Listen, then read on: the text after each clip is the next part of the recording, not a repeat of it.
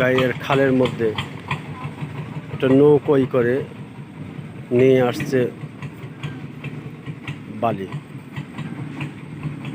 হয়তো একদিন এইভাবেই এই গ্রাম হারিয়ে যাবে, হয়তো আবার কোথাও এইখানেও একটা শহর গড়ে উঠবে হয়তো। আবার এই যে দেখছেন বাঁশ দিয়ে সাঁকো পেরোয়, সাঁকোর কথা শহরের মানুষ শুনেছি কিন্তু দেখেছে বলে কখনো মনে হয় না। এই যে পেরোচ্ছে সাঁকো দিয়ে, পুরটা সে তার গন্তব্য যাবে। এই যে বালি বালি দিয়ে জমি ভরাট করবে, অতঃপর একদিন এই গ্রাম হয়তো আবার হারিয়ে যাবে।